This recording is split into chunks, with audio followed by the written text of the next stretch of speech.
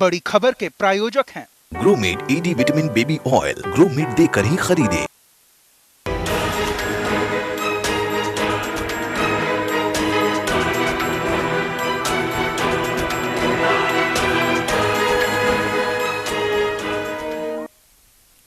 नमस्कार, बड़ी खबर के साथ मैं हूं दीपक कुमार। महागठबंधन की सरकार में सबसे बड़े दल के नेता का जेडीयू नेतृत्व पर दबाव बढ़ता जा रहा है। जहां अब जेडीयू के लिए केवल रघुवंश के बयान परेशानी का सबब थे, जिसे सब नजरअंदाज करते रहते थे, वहीं अब उनके बयानों की तलखी बढ़ गई है। बातों के तीर जेडीयू को चुभने भी लगे हैं। तभी पार्टी नेता ने रघुवंश को राजद से बाहर का रास्ता दिखाने की मांग कर दी, जिस पर रघुवंश बाबू फिर से बिफर गए और गठबंधन धर्म की सीख देने लगे। वहीं बीते कुछ दिनों में राजद के शीर्ष नेताओं के बयानों ने जेडीयू की चिंता बढ़ाने का काम किया है। पहले राबड़ी देवी, फिर पार्टी के कुछ विधायक और अब रघुवंश बाबू के बोल कुछ और ही इशारा कर रहे हैं। बड़ी खबर में इसी पर बात करेंगे।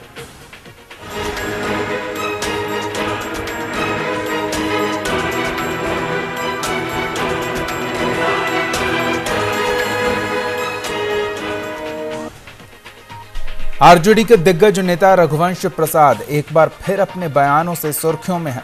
यूपी में बीजेपी की जीत का कारण नीतीश कुमार को बताने वाले रघुवंश प्रसाद अपने बयान पर कायम हैं। हालांकि जेडीयू ने आरजेडी से रघुवंश को पार्टी से बाहर करने की मांग की है। इस पर रघुवंश ने निशाना साधते हुए कहा कि जो लोग बीजेपी के साथ हैं उन्हें बाहर करना चाहिए। उनका इशारा मुख्यमंत्री नीतीश कुमार की तरफ था। उन्होंने कहा कि नीतीश महागठबंधन धर्म का पालन नहीं कर रहे हैं। महागठबंधन बीजेपी के खिलाफ बना था, लेकिन नीतीश लगातार बीजेपी को सपोर्ट कर रहे हैं।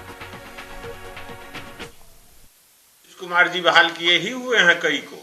जब कब कुछ मैं बोलूंगा तो गाली दिलवाते हैं, गाली देता है, गरिहंडा है। गाली देने के अलावा तो कोई काम है नहीं। अब वो जो महागठबंधन धर्म का, महागठबंधन का खिलाफ करे, उसको निकालना चाहिए। तो महागठबंधन का था, भाजपा का खिलाफ है कि नहीं करना? महागठबंधन काहे के लिए है? भाजपा का खिलाफ। लेकिन भाजपा का सपोर्ट करने वाला लोग महागठबंधन के खिलाफ है कि हम खिलाफ? वहाँ उत्तर प्रदेश में महागठबंधन को खिलाफ करना चाहिए कि चुप हो जाना चाहिए? ये नोटबंदी का महागठबंधन खिलाफ करेगा नरेंद्र मोदी का कि उसका सपोर्ट करेगा? इसलिए वो गाली उली देने से मामला उलझता नहीं। चलिए, तो इसी मसले पर बात करेंगे। हमारे संवाददाता रोहित हमारे साथ जुड़े हुए हैं पटना स्टूडियो से। साथ ही जेडीयू नेता डॉक्टर इजहार अहमद जी भी जुड़े हुए हैं। पहले इनकी एक प्रतिक्रिया ले लेते हैं। इजहार अहमद जी, स्वागत है आपका न्यूज इंडिया पर। धन्यवाद, बहुत बहुत धन्यवाद। इजहार अहमद जी, होली के रंगों को बदरंग करते दिख रहे हैं रघुवंश बाबू। हाँ, जिस तरह से उन्होंने बयान दिया है कि महागठबंधन का एक ही मोटो था बीजेपी की खिलाफत करना, लेकिन नीतीश तमाम मसलों पर अलग अलग वक्त में बीजेपी के समर्थन में बात करते आ रहे हैं और जीत की बधाई भी दे डाली, ये रघुवंश बाबू को नागवार गुजर रहा है। बयान दिया है कि महागठबंधन तमाम मसलों पर। चलिए, हम दोबारा इजहार अहमद जी के पास आएंगे। कुछ तकनीकी कारणों से आवाज में व्यवधान हो रहा है। रोहित के पास चलते हैं। रोहित, रघुवंश प्रसाद ने सीधे नीतीश को निशाने पर लिया है और कहा है कि महागठबंधन का कंसेप्ट ही जिस विषय को लेकर तैयार किया गया था, उस विषय से नीतीश भटकते दिख रहे हैं, तो उन्हें बाहर का रास्ता क्यों न दिखाया जाए?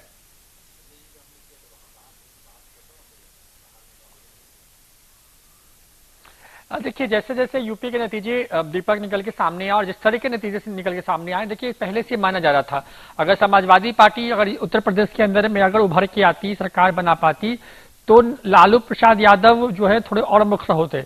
लेकिन क्योंकि जिस तरीके से बीजेपी ने वहां पे सरकार बनाई और प्रचंड बहुमत मिला है, उसके बाद भले ही नीतीश कुमार बीजेपी का खुलकर समर्थन नहीं करते हो, लेकिन कई मामलों पे जिस तरीके से उन्होंने समर्थन दिया है और जिस तरीके से अब अंदर खाने की जो खबर है, नीतीश ने इशारा कर दिया है कि अब दबाव वाली पॉलिटिक्स नहीं चलेगी और शायद यही वजह है कि इस तरह के बयान सामने आए हैं। हालांकि रघुवंश का जो बयान है वो कोई नया नहीं है, पहले भी वो इस तरह का बयान देते रहे और देखिए लालू प्रसाद यादव हर बार रघुवंश के बयान पर सिर्फ यही कहते हैं कि मीडिया फिजूल में इन चीजों को दिखा रहा है, लेकिन कभी भी रघुवंश से ना तो शोकआउट किया ना उनसे कुछ पूछा।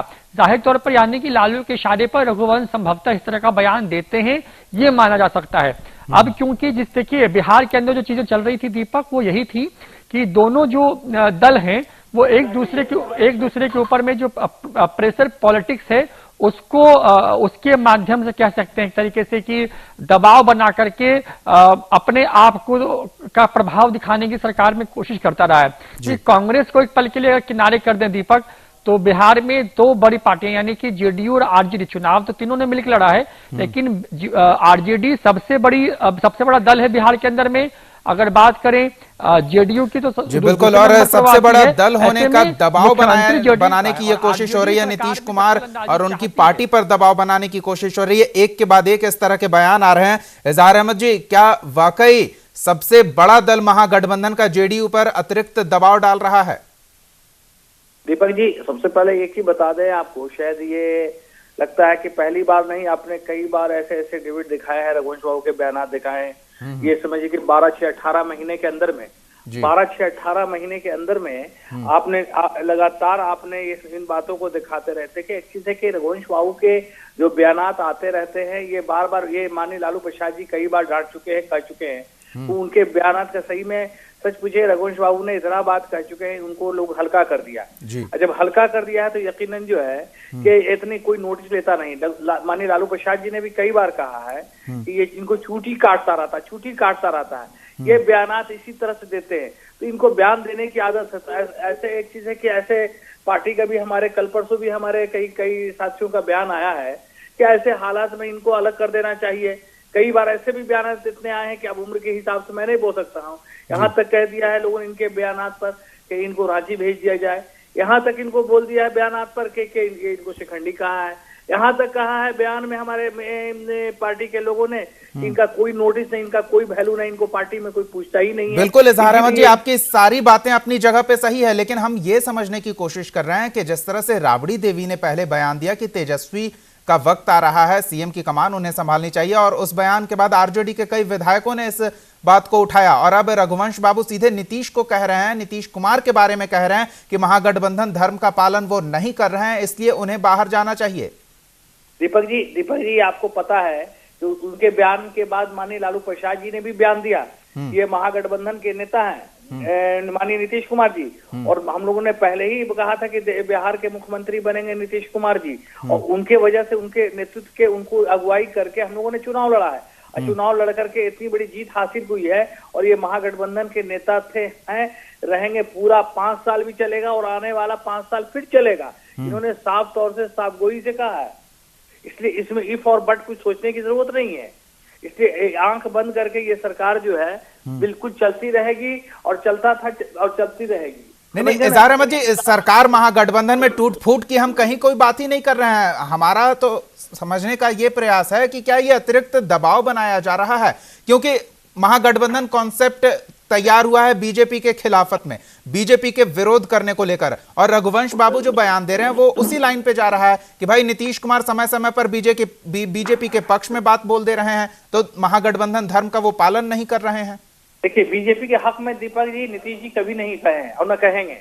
सवाल ये है कि देश हित की जहां तक सवाल होती है दीपक जी, देश हित की बात करते हैं।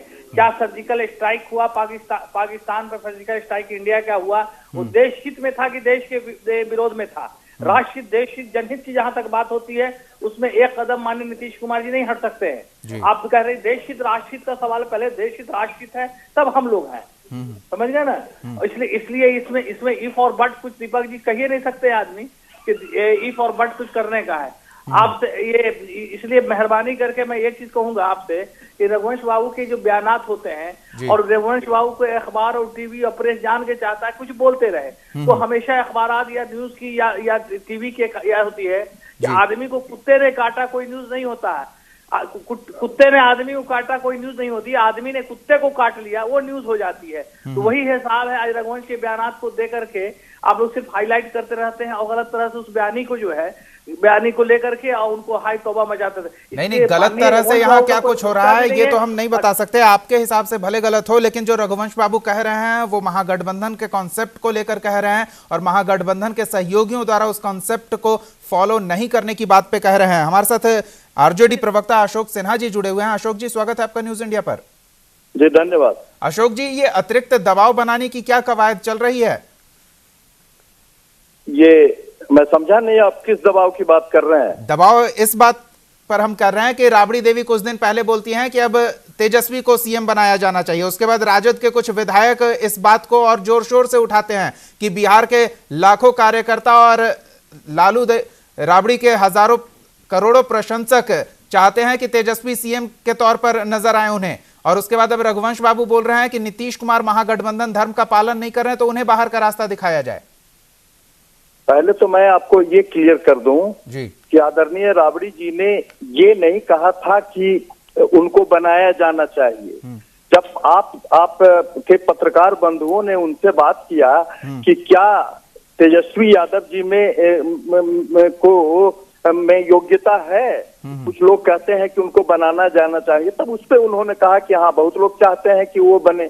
एक दूसरे, ये रघुवंश बाबू हमारे पार्टी के सीनियर लीडर हैं, लेकिन उन्होंने जो गठबंधन के बारे में कहा वो हमारा आधिकारिक वक्तव्य नहीं है। अभी 2-3 दिन पहले आदरणीय लालू जी और आदरणीय नीतीश जी एक मीटिंग में थे, वहां भी आदरणीय लालू जी ने स्पष्ट कर दिया। अशोक जी, सब लोगों के अशोक जी, रघुवंश बाबू ने महागठबंधन को लेकर कुछ कहा ही नहीं। महागठबंधन में दरार या आपसी मतभेद की बात भी हम नहीं कर रहे हैं। हम कह रहे हैं कि महागठबंधन जिस बेसलाइन पर तैयार किया गया, बीजेपी का विरोध करना, बात वही हो रही है। और रघुवंश बाबू को नीतीश कुमार का साथ देना बीजेपी को अलग अलग मुद्दों पर अलग अलग वक्त पर वो पसंद नहीं आ रहा है। तो यहाँ रघुवंश बाबू गलत कैसे हैं? वो तो सही बोल रहे हैं।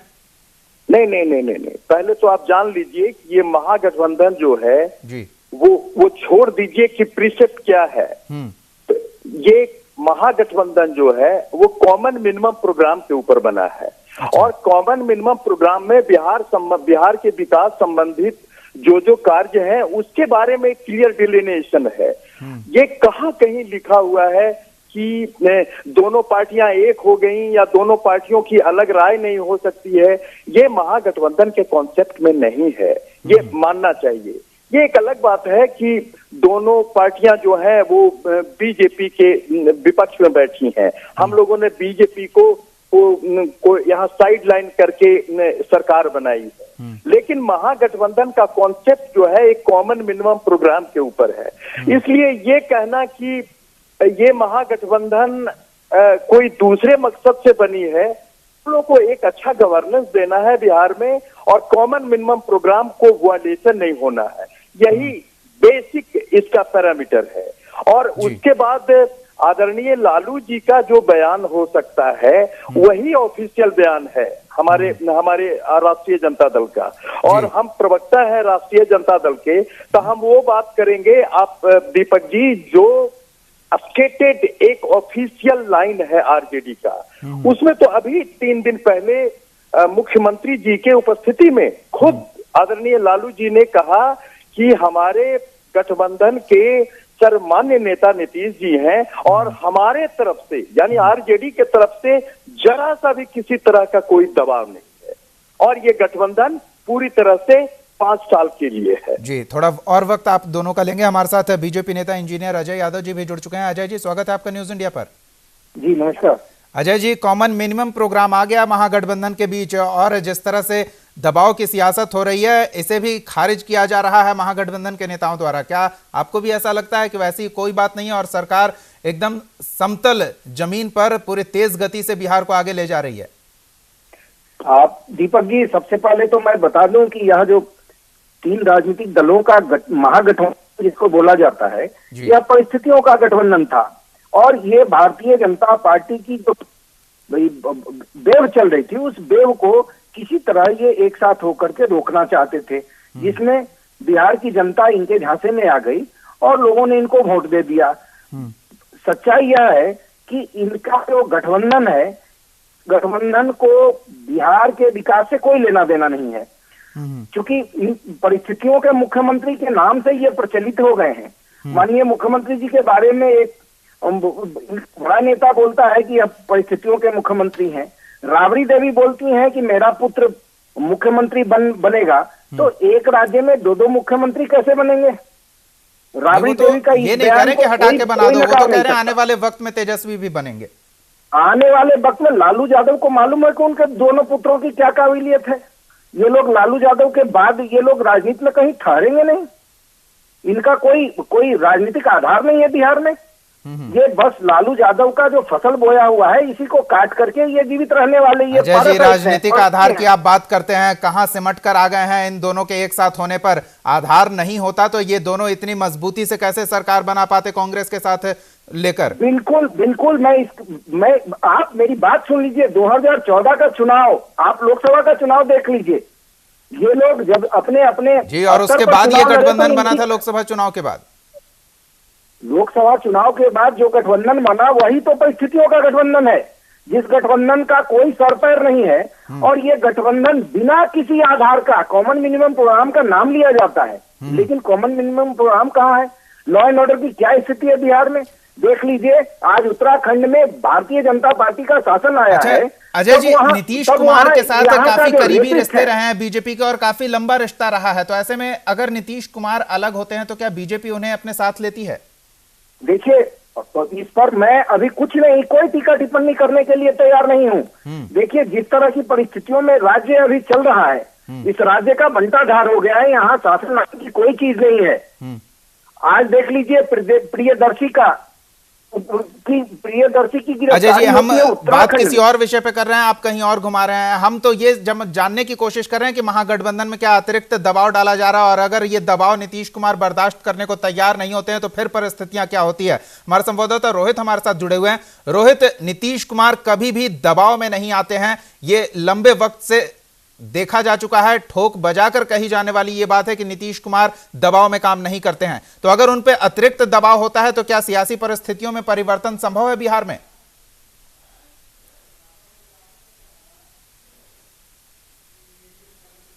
देखिए, नीतीश दबाव में नहीं आते दीपक, ये तो बिल्कुल सच है, लेकिन नीतीश कुमार समझौता कर लेते हैं, ये भी एक बड़ा सच है बिहार के अंदर में। देखिए, जिसके विरोध में नीतीश कुमार की राजनीतिक जमीन या सियासत शुरू हुई थी, नीतीश कुमार आज उसके साथ में है। नीतीश कुमार जिस जेपी मूवमेंट से आए हैं, वो जेपी मूवमेंट पूरी तरीके से कांग्रेस के खिलाफ का एक मूवमेंट था, इंदिरा को खाड़ फेंकने का मूवमेंट। और देखिए, आज कांग्रेस के साथ में नीतीश कुमार सरकार में है। देखिए, बिहार के अंदर नीतीश कुमार झुकते भले नहीं हो, लेकिन समझौता कर जरूर लेते हैं, ये कह सकते हैं आप। देखिए, राजनीति में कुछ भी स्थिर नहीं है। जो एक दूसरे के धुर विरोधी थे वो आज सत्ता के लिए साथ में है। हो सकता है कि शायद नीतीश कुमार जब अलग हो तो बीजेपी आरजेडी के साथ भी जा सकती है, या दोबारा से नीतीश को समर्थन कर सकती है। देखिए, होने के लिए कुछ भी हो सकता है, लेकिन बड़ी बात देखिए यही है कि जिस की बात अशोक सिन्हा कर रहे हैं, जिसकी बात इजहार अहमद साहब कर रहे हैं, उसमें उनकी बातें थोड़ी समझ में नहीं आती। देखिए, बिहार में कॉमन मिनिमम प्रोग्राम जो है वो ठीक है, वो चीजें हैं कि जनता से कुछ वायदे किए गए थे इन तीनों पार्टियों की तरफ से मिलकर साथ निश्चय और बिहार के विकास को लेकर के, वो अपनी जगह है। लेकिन देखिए, इनका साथ आना दीपक, उसके पीछे की मूल वजह यही थी कि जिस तरीके से लोकसभा में चुनाव में बड़ी हार बिहार के अंदर हुई, उस हार का बदला तभी लिया जा सकता था जब ये तीनों दल साथ आते। देखिए, वोट शेयरिंग के मामले में बतौर दल बीजेपी को सबसे ज्यादा वोट आया विधानसभा चुनाव में भी, लेकिन क्योंकि ये तीन लोगों की ताकत मिली, इस वजह से कह सकते हैं कि इनको प्रचंड बहुमत बिहार के अंदर मिला। तो कॉमन मिनिमम प्रोग्राम से ज्यादा कह सकते हैं बिहार के अंदर में गठबंधन के पीछे का जो फॉर्मूला था वो यही था कि बीजेपी को बिहार में सरकार बनाने से रोका जाए, और देखिए इसमें कामयाब भी हुए हैं। नीतीश कुमार की आदत बिल्कुल भी नहीं है तमाम तरह की चीजों में समझौता करने की, और जिस तरीके के आरोप आज जेडीयू के वरिष्ठ नेता हैं श्याम रजक ने लगाया है, दूसरे नेता जो जबी जुबान कह रहे हैं, वो यही कह रहे हैं दीपक कि भले ही लालू प्रसाद यादव बाहर में खुलकर ये कहने की कोशिश करते हो कि वो उनको नीतीश कुमार स्वीकार है, उनके फैसलों में कोई हस्तक्षेप नहीं है उनका, लेकिन देखिए कई बार ऐसी चीजें निकल के सामने आई हैं। किसके मन में क्या चल रहा है इस बात पे जिले में तर्क वितर्क करना शायद समय जाया करना होगा, लेकिन जो परिस्थितियों के हिसाब से सामने आ रहा है और जो समझा जा सकता है, जो स्पष्ट है, उस पर जरूर प्रतिक्रिया ली जा सकती है। इजहार अहमद जी, अगर ये दबाव इसी तरह से कायम रहा तो क्या लगता है नीतीश कुमार बर्दाश्त करेंगे? देखिए, एक चीज है दीपक कुमार जी, कभी भी माननीय नीतीश कुमार जी ने झुकना नहीं सीखा जी। है, टूटना सीखा है। कभी भी दबाव की सियासत माननीय नीतीश कुमार जी ने नहीं किया है। और एक चीज बता देते हैं, और ये कभी भी दबाव का सियासत नहीं हो सकता है, न बर्दाश्त कर सकते हैं, और कभी भी ये दबाव नहीं रख सकता महागठबंधन से निसार जी। लेकिन बार बार चीटी काटना भी कोई कब तक बर्दाश्त करेगा? अगर कोई व्यक्ति किसी व्यक्ति को बार बार चीटी काट रहा है, बार बार चिकोटी काट रहा है, तो कब तक बर्दाश्त करेंगे कोई? भाई ऐसा है कि आपने माननीय श्याम रजक जी के भी बयान को देख चुके होंगे, भाई नीरज जी के भी बयान को देख चुके होंगे, भाई संजय जी के भी बयानात को आप देख चुके होंगे, हमारे कई साथी जो हैं उनके भी बयानात सुन चुके होंगे। अगर रियल में उनके में सियासी स्वरी सी भी सूझबूझ होती माननीय रघुवंश बाबू से, तो रघुवंश बाबू खुद अपने एरिया को छोड़ देते, अपनी बात को छोड़ देते या भूल जाते ऐसी बातों को। और उनके तरफ से सांसद सीनियर पार्टी है। अभी हमारे अशोक जी जो मित्र हैं उन्होंने कहा कि वो सीनियर है, लेकिन उनके बात का कोई नोटिस कोई नहीं लेता, कोई पूछने वाला नहीं है उनको, कोई बताने वाला नहीं है।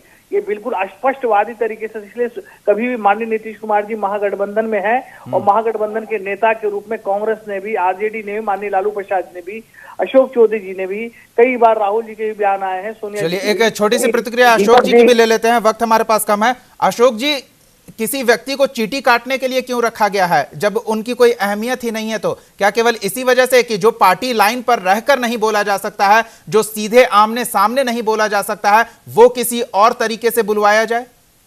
आप दीपक जी, आप आदरणीय लालू प्रसाद जी के और आदरणीय नीतीश कुमार जी के पर्सनल केमिस्ट्री को और इक्वेशन को मैं समझता हूं कि अगर पूरी तरह से आत्मसात किए रहते तब ये प्रश्न नहीं उठता।